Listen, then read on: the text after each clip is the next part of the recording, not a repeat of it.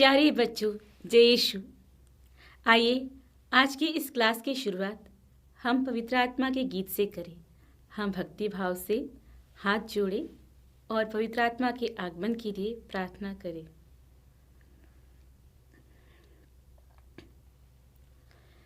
पावन आत्मा हे परमेश्वर, दिल में भर दो नव जीवन, दिल में भर दो नव जीवन। पावन आत्मा हे परमेश्वर, दिल में भर दो नव जीवन, दिल में भर दो नव जीवन। जीवन दाता, शांति प्रदाता, अंतर्यामी अखिलेश्वर, अंतर्यामी अखिलेश्वर। पावन आत्मा हे परमेश्वर, दिल में भर दो नव जीवन, दिल में भर दो नव जीवन।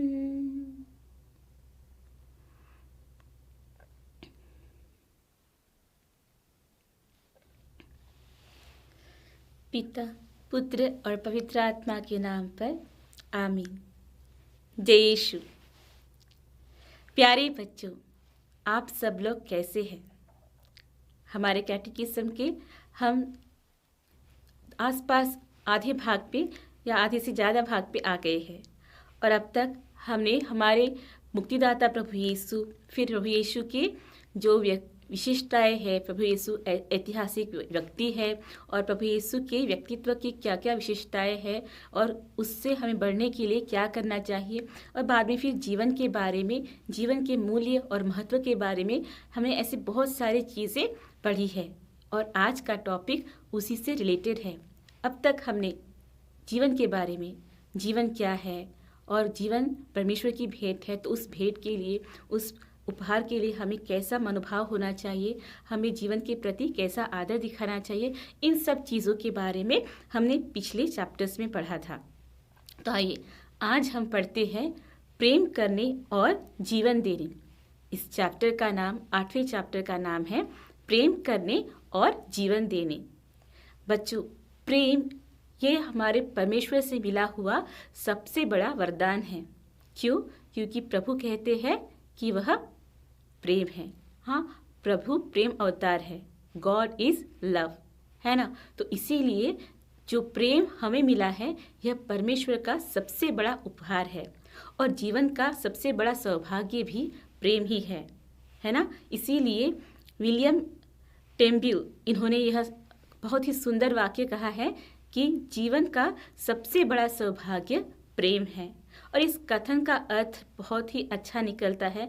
हमारे जीवन में सब कुछ मिल जाए, धन दौलत हो रहे और सब कुछ, हजारों नौकर भी हमारे पास में रहे, बहुत सारे बंगले, बहुत सारे गाड़ियाँ, सब ऐशो आराम हमें मिल जाए, लेकिन हमारे जीवन में यदि प्रेम ना हो तो हमारा जीवन अर्थहीन हो जाता है। इसीलिए प्रेम को हमारे जीवन का सबसे बड़ा सौभाग्य और परमेश्वर से मिली हुई सबसे बड़ी देन माना जाता है। क्योंकि जहाँ पर प्रेम है, जहाँ पर दया है, वहाँ पर शांति है, वहाँ पर प्रभु का निवास है। क्योंकि प्रभु क्या है? प्रभु प्रेम है। तो यदि हमारे जीवन में प्रेम है तो हमारे हृदय में, हमारे जीवन में परमेश्वर का निवास स्थान है।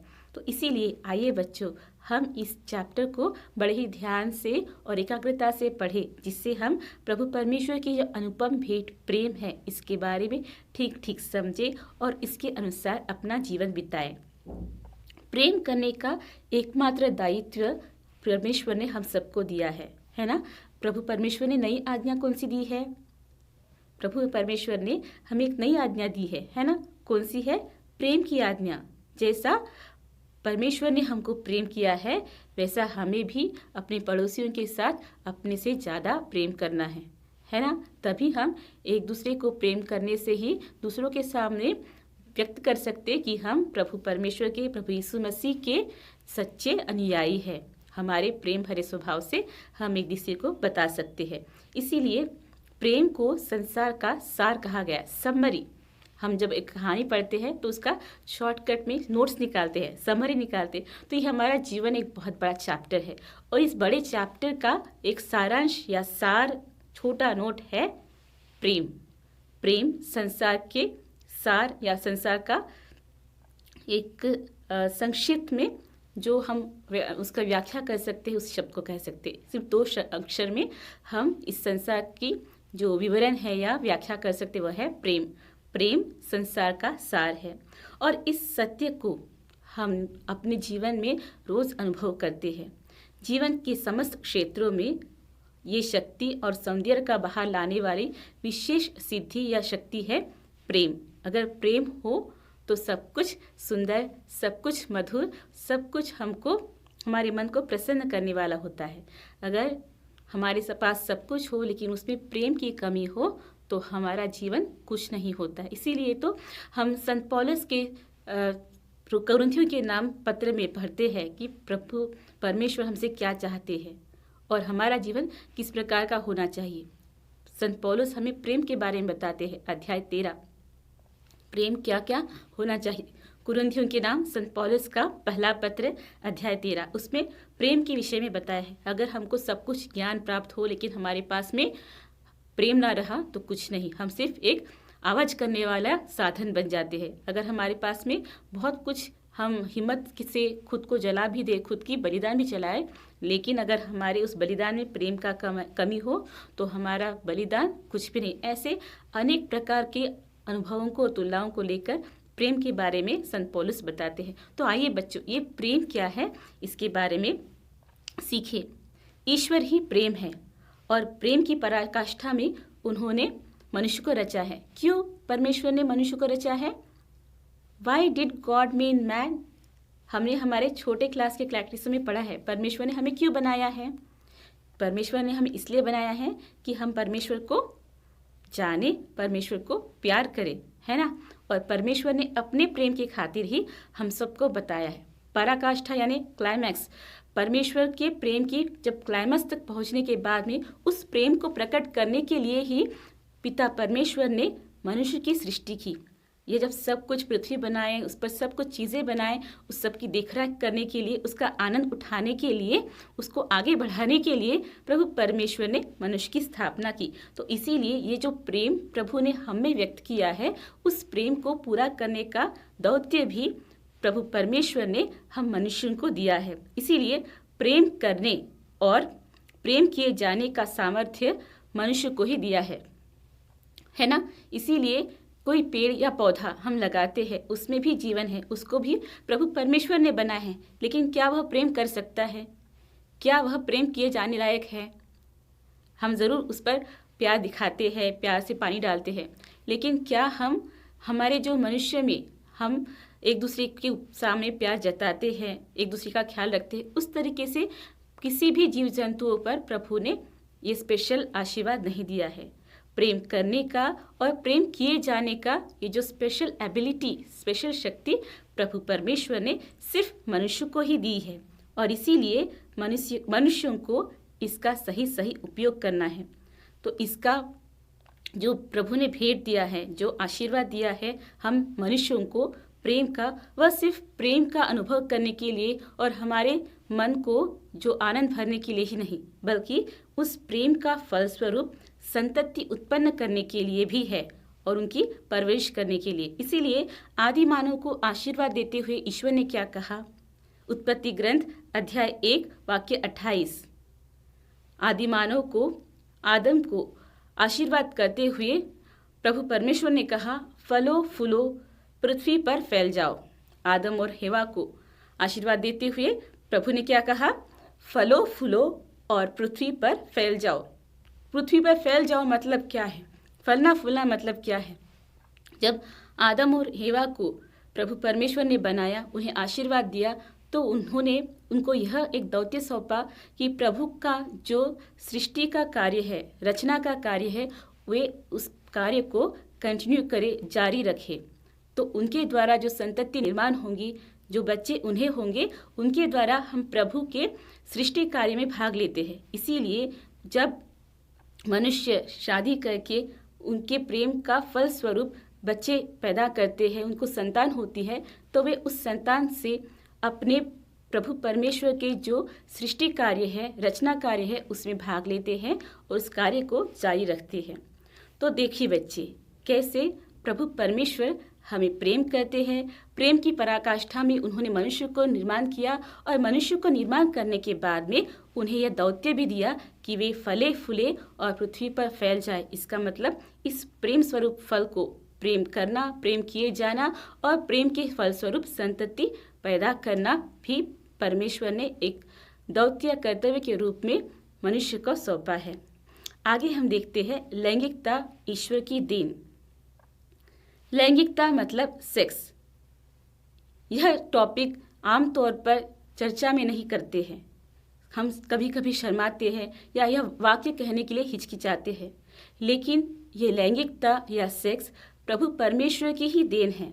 इसे सही रीति से समझना हमारा कर्तव्य है और उसके अनुसार हमें जीना चाहिए। नई पीढ़ी को जन्म देने के लिए एक क्षमता जो प्रभु परमेश्वर ने सभी जीव जंतुओं को दी है, उसमें ये मुख्य विशेषता है कि प्रभु परमेश्वर हर जानवर को, हर पेड़ को, हर पौधे को जब उन्होंने बनाया तो यह आशीर्वाद दिया कि उससे उनके द्वारा नई पीढ़ी का निर्माण हो। एक बंदर अपने बच्चों को पैदा करके बंदर की नई पीढ़ी को निर्माण करता है। एक पेड़ का फल हम खाने के बाद उसके बीज जब जमीन में डालते हैं तो उसी पेड़ की नई पीढ़ी बनती है। इसी तरह सभी जीव जंतुओं को उनकी नई पीढ़ी का निर्माण करने का वरदान प्रभु परमेश्वर ने सभी को दिया है। तो फिर मनुष्यों को और इन जीव जंतुओं में से क्या फर्क है? क्या उनके आशीर्वाद में और हमारे आशीर्वाद में फर्क है या हम सब सेम हैं? देखिए, इसके बारे में सोचिए और बताइए। प्रभु परमेश्वर ने सभी जीव जंतुओं को यह वरदान दिया है कि वे उनकी नई पीढ़ी तैयार करें, लेकिन मनुष्य के लिए इसका एक अलग महत्व है। मनुष्य के लिए संतान उत्पन्न करना मात्र एक जैविक कार्य नहीं है। जैसे सभी जीव जंतु अपनी नई पीढ़ी देते हैं, उसी तरह मृगों की तरह, जंतुओं की तरह जैविक प्रवृत्ति से सिर्फ नई पीढ़ी को तैयार करना ही नहीं प्रभु परमेश्वर से मिली हुई देन का अर्थ, बल्कि इसके परे ईश्वर के सृष्टि कार्य में सहभागी होना एवं प्रेम बांटना है। प्रभु परमेश्वर ने मनुष्य को जो नई पीढ़ी बनाने का, अपनी आगे की पीढ़ी तैयार करने का वरदान दिया है, वह इसलिए है कि हम प्रभु के सृष्टि कार्य में भाग ले और प्रभु जो प्रेम स्वरूप है उस प्रेम को हम दूसरों में बांट सके। एक स्त्री और पुरुष को आपस में प्रेम करने और उसके जरिए नई पीढ़ी को जन्म देने के लिए ईश्वर ने दी गई क्षमताओं एवं मनोवेगों का योग्य फल लैंगिकता अथवा सेक्स है। तो बच्चों, क्या है सेक्स या क्या है लैंगिकता?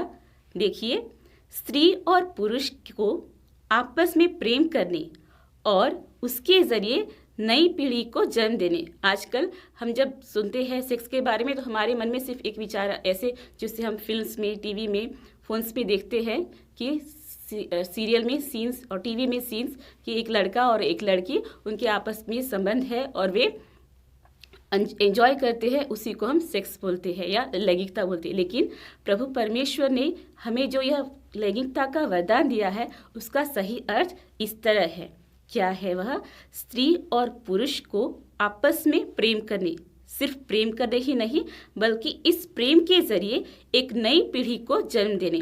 जब वे आपस में प्रेम करते हैं तो उसका उद्देश्य सिर्फ आनंद का उपभोग करना नहीं बल्कि इस प्रेम के फलस्वरूप एक नई पीढ़ी को जन्म देने का, और उस प्रेम नए पीढ़ी को जन्म देने के लिए जो भी उनको क्षमता प्रदान की है और जो भी मनोवेग या इमोशंस उनके जो भी इस कार्य में लगते हैं, उन सबको लैंगिकता या सेक्स कहते हैं। तो लैंगिकता ईश्वर द्वारा मनुष्य को दी गई एक बहुत ही मूल्यवान देन है, जिसको हमको सही रीति से समझना है और उसका सही तरीके से उपयोग करना है। यह एक शक्ति है जो हमारे अंदर प्रभु परमेश्वर ने निवेशित की है, जिसके जरिए हम बहुत कुछ अच्छे कार्य कर सकते हैं। और इसीलिए जो कि सेक्स या लैंगिकता ईश्वर की देन है, यह पवित्र है, हमारे लिए अच्छा है। प्रभु परमेश्वर ने जब सब कुछ की रचना की तो हर एक रचना के बाद में प्रभु ने कहा इट इज़ गुड, यह अच्छा है। प्रभु परमेश्वर ने मनुष्य को बनाया, मनुष्य को बनाने के बाद भी प्रभु परमेश्वर ने कहा ये अच्छा है। और अच्छा होने के साथ में हमें जो कुछ भी वरदान दिए हैं सब कुछ हमारे अच्छे के लिए किए हैं। तो इसीलिए हमें जो कुछ प्रभु से मिला है वह हमको आभारी दिल से स्वीकार करना है और यह हमारे अच्छाई के लिए है, ऐसा हमारा धारणा होनी चाहिए। तो इसीलिए लैंगिकता या सेक्स ये बुरी चीज़ नहीं या हिचकिचाने वाली चीज़ नहीं, बल्कि परमेश्वर से मिली हुई दान है और इसीलिए यह पवित्र है। प्रेम बरसाने, जीवन देने और समाज का निर्माण करने के लिए ही लैंगिकता एकमात्र माध्यम बन जाती है। तो लैंगिकता या सेक्स किस किस के लिए उपयोग लाना चाहिए? प्रेम बरसाने, जीवन देने और समाज का निर्माण करने। कैसे हम करते हैं? जब हम एक दूसरे के प्रति हमारा जो अफेक्शन दिखाते हैं, प्यार दिखाते हैं, तो इसके ज़रिए हम एक दूसरे के निकट आते हैं और प्रेम दिखाते हैं। तो प्रेम बरसाने के लिए और इस प्रेम स्वरूप फल को मतलब जीवन देने के लिए। तो कैसे जीवन देते हैं? हमारे मम्मी पापा के प्रेम स्वरूप हम जन्म लिए, है ना, और हमारे जो परवरिश है उसके द्वारा हमारे माता पिताओं ने समाज के निर्माण में अपना हाथ भार लगाया। तो ये जो लैंगिकता है इसका एक माध्यम बन जाती है। सेक्स के जरिए वे प्रेम बरसाते हैं, जीवन देते हैं और समाज का निर्माण करते हैं। हमारे शैशव मतलब इन्फेंसी, बाल्य अवस्था, किशोर अवस्था, यौवन आदि दशा जो हमारे जीवन के स्तर है, डेवलपमेंट के, विकास के, उन सभी क्षण से हमारे जीवन में और हमारे लाइफ में लैंगिकता का विकास शुरू होता है। और जब हम इसकी पूर्णता कब प्राप्त करते हैं? जब हम आगे जीवन में बढ़ते हैं। जैसे बाल्य अवस्था को पार कर हम किशोर अवस्था में प्रवेश करते हैं, तब हर एक व्यक्ति में कुछ ना कुछ चेंजेस हम देखते हैं। जैसे लड़का हो या लड़की, जब हम चाइल्डहुड या बाल्य अवस्था से एडोलेंस में प्रवेश करते हैं, किशोर अवस्था में प्रवेश करते हैं, उस समय हमारे शरीर में, हमारे विचार में और हमारे मन में बहुत सारे चेंजेस होने लगते हैं। और उस चेंजेस भी यह लैंगिकता का एक हिस्सा है। जो लैंगिक भावनाएं हमारे मन में जागृत होती है वह भी इसी समय में हो जाती है। तो ये सब लैंगिक विकास की पहचान है और इसीलिए लैंगिकता ईश्वर की देन है और इस देन को हम प्रभु को आभारी हृदय से प्रभु को धन्यवाद देते हुए स्वीकार करना चाहिए। और यह कभी नहीं भूलना चाहिए कि जो परमेश्वर की देन है वह हमारे लिए अच्छाई के लिए है और पवित्र है। और लैंगिक परिपक्वता को हासिल करने की तमन्ना करते हुए ही हम सबको उसके लिए प्रयास करना चाहिए। परिपक्वता मतलब मैच्योरिटी। तो सेक्सुअल मैच्योरिटी को हासिल करने के लिए भी हमें निरंतर प्रयास करना चाहिए और प्रभु से इसकी कृपा मांगनी चाहिए। तो इस किशोर अवस्था से यौवन अवस्था में प्रवेश करने के समय, बाल्य अवस्था से किशोर अवस्था में प्रवेश करने के समय या फिर शैशव से बाल्य अवस्था के प्रवेश करते समय, हर समय में हमारे शरीर में कुछ ना कुछ चेंजेस होते हैं। लेकिन विशेषकर बाल्य अवस्था से किशोर अवस्था में प्रवेश करने के समय हमारे अंदर सेक्सुअल चेंजेस देखने को मिलते हैं। लड़का और लड़की में इसके अलग अलग साइंस और सिम्बल्स आपने ज़रूर क्लास में पढ़े होंगे। तो ये सब चीज़ें यह हमें साइंस या इशारा है कि हम लैंगिक परिपक्वता में बढ़ते जा रहे हैं और उस इमैच्योरिटी की ओर बढ़ते हुए हमें इसके सभी गुणों को और फायदों को और इसके उपयोग को मन में रखते हुए इसकी ओर कार्य करना है। तो अगला पॉइंट हम देखते हैं, लैंगिकता एक सृजनात्मक शक्ति। लैंगिकता एक सृजनात्मक शक्ति। लैंगिकता ईश्वर द्वारा मिला हुआ मानव जाति के लिए एक बहुत बड़ा वरदान है, जिसके द्वारा हमें परमेश्वर ने यह ऊर्जा दी है या शक्ति दी है कि हम प्रभु परमेश्वर के सृजन मतलब रचना के जो कार्य है उसमें भाग ले। मानसिक एवं भावात्मक कार्यों में ऊर्जा प्राप्त करने के लिए लैंगिकता सहायक होती है। जो भी कार्य हम करते हैं उसके हमें स्फूर्ति या शक्ति भी हमारी लैंगिकता से मिलती है। तो लैंगिकता में समर्पण भावना के साथ प्रेम करने को हमें सक्षम बनाती है। जो सेक्सुअलिटी है वह हमें यह शक्ति प्रदान करती है कि हम हमारे सभी कार्य समर्पण भाव से करें। और जो व्यक्ति स्वयं की लैंगिकता का मूल्य रखता है, आदर रखता है, वह दूसरों के सेक्सुअलिटी का, दूसरों के लैंगिकता का भी आदर रखता है, उनका सम्मान करता है। लेकिन जो खुद का आदर या खुद के सेक्सुअलिटी का मूल्य नहीं रख पाता, वह दूसरों का भी नहीं कर पाता। विकास प्राप्त करने के लिए सभी जीव जंतुओं को प्रभु ने आशीर्वाद दिया है। जब हम एक पेड़ लगाते हैं तब वो छोटे से बड़ा होता है, उसमें बहुत सारे शाखाएं आती है, फूल आते हैं, फल आते हैं, ऐसे करके फिर से बीज होके और नए पेड़ पौधे आते हैं। तो उसी तरह एक छोटा जानवर भी छोटे से बड़ा होके और दूसरे जानवरों को जन्म देता है। तो इसी तरह विकास करने का वरदान या विकास प्राप्त करने का वरदान प्रभु परमेश्वर ने सभी जीव जंतुओं को दिया है। उसी तरह लैंगिकता, परिपक्वता मनुष्य के विकास का एक हिस्सा होती है। हमको मैच्योर बनना है, हमें परिपक्वता प्राप्त करना है, उसके लिए लैंगिकता में भी परिपक्वता प्राप्त करना एक बहुत महत्वपूर्ण भाग है, जिसके बिना हमारा जो डेवलपमेंट है या विकास है वह अधूरा रह जाता है। तो किशोर अवस्था में जब लैंगिक भावना जागृत होती है तो उस पर नियंत्रण रखने का विवेक भी हमें होना चाहिए, उसका प्रयास करना चाहिए। क्योंकि जब हम किशोर अवस्था में प्रवेश करते हैं, बाल्य अवस्था से किशोर अवस्था में प्रवेश करते हैं, तो हमारे शरीर में डेवलपमेंट या विकास होना शुरू होता है और हमारे जो सेक्सुअल ऑर्गन्स है वो भी डेवलप होने शुरू होते हैं। तो उस समय से ही हमारे अंदर, हमारे मन में भी बहुत सारे सेक्सुअल फीलिंग्स या डिजायर्स, लैंगिक भावनाएं उत्पन्न होते हैं। और उन भावनाओं का सही तरह से नियंत्रण करना, उस पर हमारा जो नियंत्रण प्राप्त करना, ये हमारे लिए एक चुनौती है जो हमें प्रैक्टिस से ही प्राप्त होती है। तो उसका नियंत्रण करना और उस विवेकपूर्ण उपयोग करना भी हमें सीखना चाहिए और इसके लिए प्रयत्नशील रहना चाहिए। तो उसी तरह जब जीवन के समग्र सफलता को पाकर हम पूर्ण तरह परिपक्व बनते हैं, हम तब प्रभु परमेश्वर को स्तुति और धन्यवाद देते हुए प्रभु ने हमारे लिए जो उद्देश्य दिया है उसे पूरा कर सकते हैं।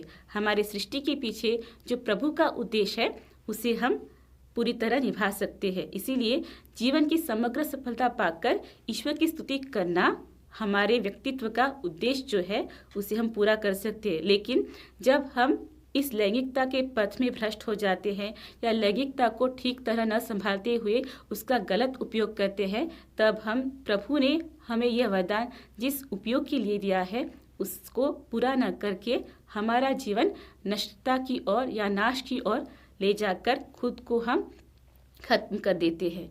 इसीलिए परिपक्वता संपन्न जीवन दृष्टिकोण, उत्तम धारणाएं एवं ईश्वर पर आश्रय का मनोभाव को बढ़ावा देने से ही मनुष्य के व्यक्तित्व का हिस्सा कहलाने वाली जो लैंगिकता है उसको हमारे जीवन में एक सृजनात्मक शक्ति की तरह हम उपयोग करने के लिए सक्षम होंगे। तो हमें क्या करना है? जो प्रभु परमेश्वर ने हमारे पूर्ण विकास के लिए, समग्र विकास के लिए जो लैंगिकता का दान दिया है उसका सही रीति से जो डेवलपमेंट है उसकी देखरेख करने के बाद पूर्ण परिपक्वता संपन्न होकर जीवन का दृष्टिकोण ठीक तरह समझकर और प्रभु ने हमारे लिए जो धारणाएं दी है उसका उचित हमारे मन में निवेश करके हम प्रभु पर पूरी तरह आश्रय रख के ही जो हमारा परिपक्वता का एक हिस्सा कहलाने वाली लैंगिकता को एक सकारात्मक सृजनात्मक शक्ति के रूप में हासिल करने के लिए, प्राप्त करने के लिए तैयार हो सकते हैं। लेकिन आजकल हम सुनते हैं और देखते आ रहे हैं कि बहुत से लोग इस लैंगिकता का सही अर्थ नहीं समझते और यह लैंगिकता उन्हें विकास या मुक्ति की राह से भटका कर नाश की ओर ले जा रही है। और ईश्वर के महत्व को नहीं समझ रही है। ईश्वर ने हमें लैंगिकता इसलिए दी है कि उसका हम अच्छी तरह उपयोग करते हुए कुशलता के साथ अच्छे कार्यों का हम निर्माण कर सकते हैं और सबके लिए एक मिसाल बन सकते हैं। लेकिन अगर हम इस ऊर्जा को, इस शक्ति को ठीक तरह से उपयोग नहीं करेंगे तो यह शक्ति हमारे नाश का कारण बन सकती है। तो इसीलिए लैंगिक क्षमताओं का दुरुपयोग करने से हमें बचना चाहिए। हमारे दैनिक जीवन में ऐसे बहुत सारी परिस्थितियाँ आती है जहाँ पर इस लैंगिक शक्ति का दुरुपयोग हो रहा है, लेकिन हमें इन बुरी संगत, अश्लील किताबें, फिल्में या फिर गलत माध्यम, इन सब से बचे रहना है और इन सब से दूर रहकर जो हमें लैंगिकता की सही राह पर न ले जाते हुए लैंगिकता के दुरुपयोग कराने में प्रेरित करती है, ऐसे सभी चीज़ों से हमें दूर रहना है ताकि हमारा मन शुद्ध रहे और हम जो हमें प्रभु ने भेंट दी है उस ऊर्जा का सही रीति से इस्तेमाल कर सके। लैंगिकता का दुरुपयोग होने वाले अनेक जो गलत काम हैं जिसके बारे में हम सुनते हैं या हमने देखा है, वे कुछ इस प्रकार हैं। आजकल हमारे समाज में ये आम तौर से चलता है क्योंकि हम सब इसका सही अर्थ नहीं समझते हैं और बच्चों को इसकी सही इंस्पिरेशन या सही मार्गदर्शन नहीं मिल पाता है। तो वे बातें हैं जैसे हस्तमैथुन, जिसे मास्टरबेशन कहते हैं, स्ववर्गरति मतलब जो होमोसेक्सुअल्स या एक ही लिंग के मनुष्य, पिता परमेश्वर ने हमें स्त्री और पुरुष ऐसे दो लिंग या दो सेक्स में बनाया है जिससे स्त्री और पुरुष एक साथ आकर नई संतति, अगली पीढ़ी को जन्म दे।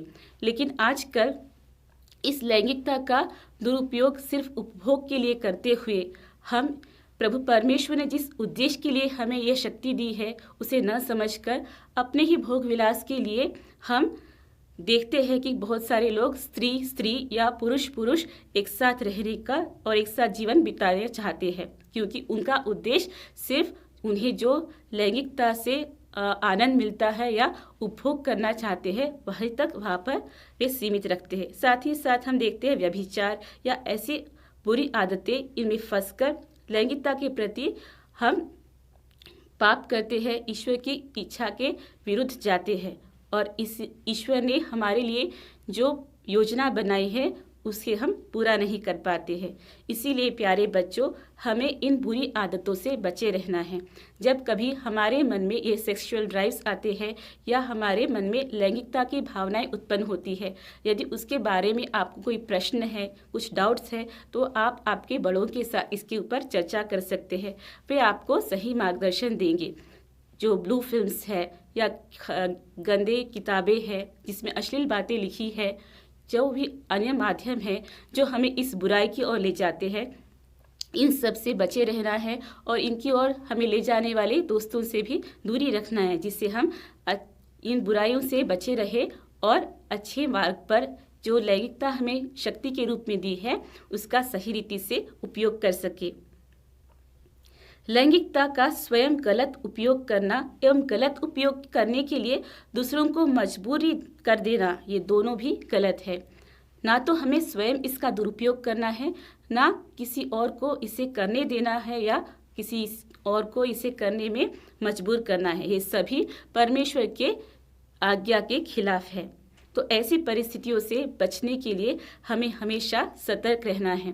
हमें परमेश्वर ने एक इंट्यूशन का विशेष वरदान दिया है। जब हमें लगता है कि हम मुश्किल की घड़ी में हैं या हमारे आजू बाजू की परिस्थितियाँ हमें शंकास्पद है, उस समय हमें बड़ों का सहारा लेना है, उनसे हेल्प मांगनी है और विवेकपूर्ण ऐसी परिस्थितियों से बचकर अलग होना है। तो यह है हमने पढ़ा लैंगिकता एक सृजनात्मक शक्ति। अगला हम पढ़ेंगे मनुष्य, स्त्री और पुरुष। ईश्वर ने मनुष्य की जब रचना की तब मनुष्य को स्त्री और पुरुष के रूप में बनाया। जब कभी हम मनुष्य शब्द सुनते हैं तो उस मनुष्य शब्द मतलब सिर्फ पुरुष ही नहीं, दोनों स्त्री और पुरुष को एक कॉमन वर्ड दिया गया है, मनुष्य। और जब प्रभु परमेश्वर ने मनुष्य की सृष्टि की तो दोनों को नर और नारी के रूप में बनाया है। हम उत्पत्ति का ग्रंथ अध्याय 1 वाक्य 27 में देखते हैं, ईश्वर ने मनुष्य को अपना प्रतिरूप बनाया, उसे ईश्वर का प्रतिरूप दिया। उसने नर और नारी के रूप में उनकी सृष्टि की। तो सिर्फ पुरुष या सिर्फ नर वर्ग ही नहीं, बल्कि दोनों स्त्री और पुरुष को प्रभु परमेश्वर ने अपने प्रतिरूप बनाया। मतलब हम जो है परमेश्वर के प्रतिरूप है। परमेश्वर ने हम स्त्री और पुरुष को अपने छाया में, अपने प्रतिरूप में बनाया है। स्त्री और पुरुष दोनों के स्वभाव भिन्न भिन्न है, उनकी शारीरिक रचना भिन्न भिन्न है, उनके जो इमोशनल ड्राइव्स है वे अलग अलग है, उनके भावनाएं अलग अलग है, विकार अलग है, लेकिन फिर भी दोनों को प्रभु परमेश्वर ने अपने छाया और प्रतिरूप में बनाया है। दोनों ही परमेश्वर के लिए एक समान है। इसीलिए भिन्न भिन्न स्वभाव एवं रूप में परमेश्वर ने नर और नारी की सृष्टि की, मगर व्यक्ति के रूप में दोनों नर नारी समान है और दोनों को स्वतंत्रता दी है फैसला लेने के लिए, दोनों को उत्तरदायित्व लेने की शक्ति दी है, दोनों को अपने अपने विचार स्पष्ट करने की स्वतंत्रता दी है। इसीलिए यद्यपि शारीरिक रूप से वे अलग है, उनकी सोच विचार अलग है, फिर भी वे परमेश्वर के बनाए हुए ही सृष्टि है और परमेश्वर के लिए दोनों समान है। कभी कभी हम देखते हैं हमारे परिवारों में जब बेटी पैदा होती है तो माता पिता दुखी हो जाते हैं, या बेटी गर्भ में है यह पता चलने पर वे बेटी को गर्भ में ही मार डालते हैं और बेटे की राह देखते हैं। लेकिन प्रभु परमेश्वर ने नर और नारी दोनों को अपने प्रतिरूप में बनाया है। परमेश्वर के लिए दोनों ही श्रेष्ठ है।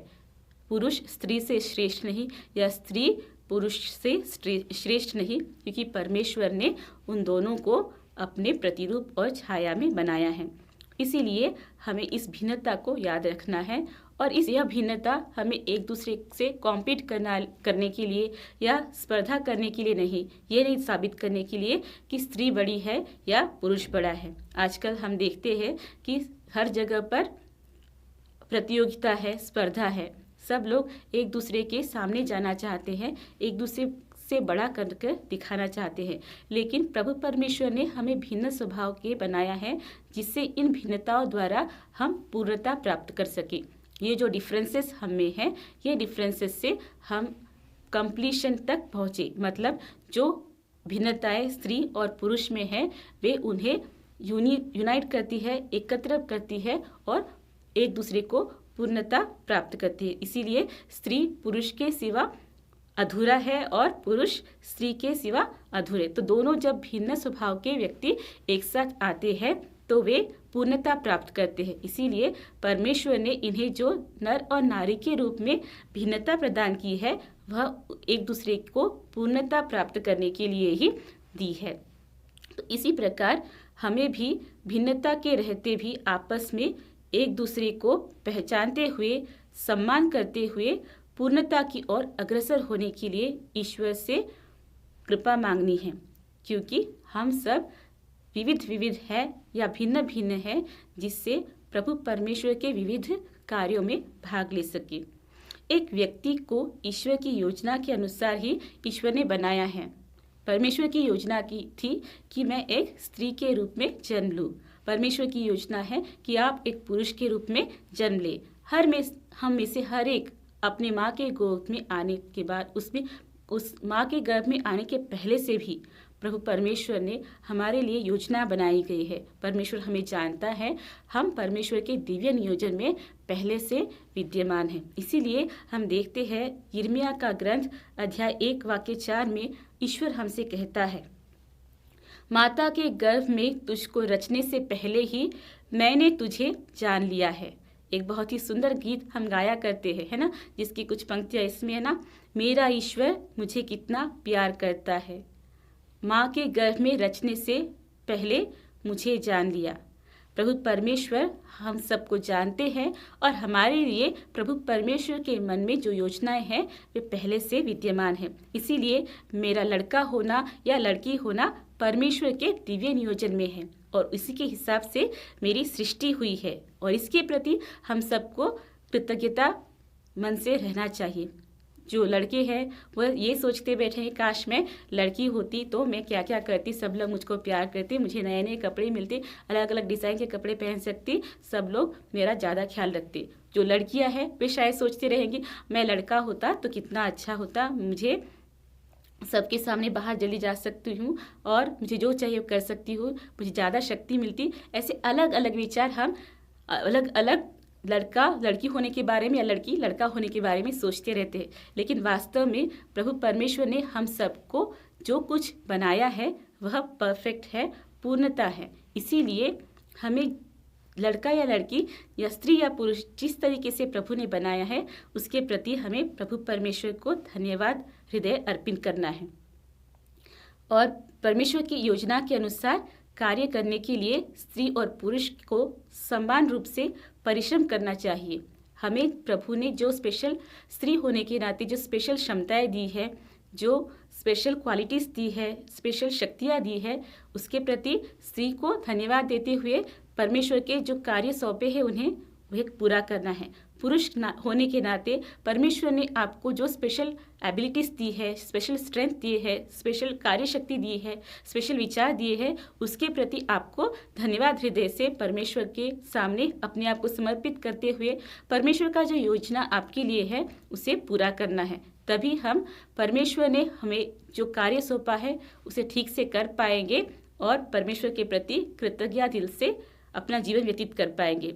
तो प्यारे बच्चों, स्त्री और पुरुष ऐसी जो हमारी रचना है ये परमेश्वर के दिव्य नियोजन से है, जिसके प्रति हम सबको हमेशा आभार प्रकट करना है और हमें एक दूसरे का सम्मान भी करना है। स्त्री को पुरुष का आदर और पुरुषों को स्त्री का आदर, हम सबको एक दूसरे का आदर करना है, क्योंकि हम सब परमेश्वर की प्रतिरूप में, परमेश्वर की छाया में, परमेश्वर की इच्छा के अनुसार बनाए गए हैं।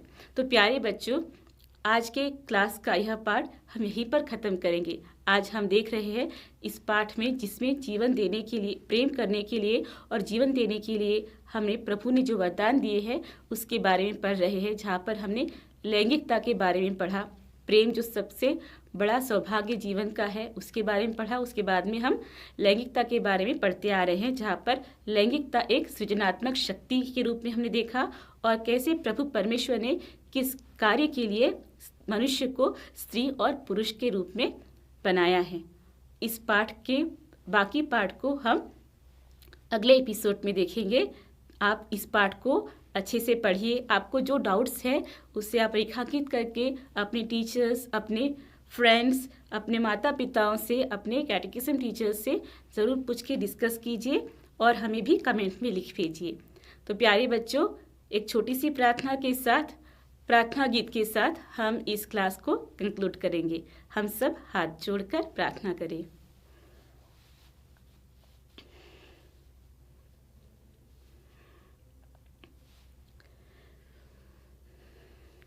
मेरा ईश्वर मुझे कितना प्यार करता है, पिता जैसा मेरा कितना ख्याल रखता है, अपनी हथेली में मुझको छिपा लेता है, माँ की ममता से भी बढ़कर उसकी ममता है, माँ की ममता से भी बढ़कर उसकी ममता है। माँ के गर्भ में रचने से पहले मुझे जाना, उस प्रभु की कृपा में मुझे छिपा लिया, मेरी आत्मा उस प्रभु में आलोकित है, ये बदन भी उस प्रभु में आनंदित है, मेरी आत्मा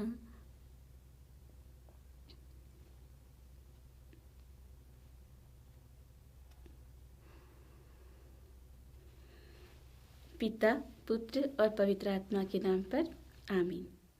धन्यवाद। जय यीशु।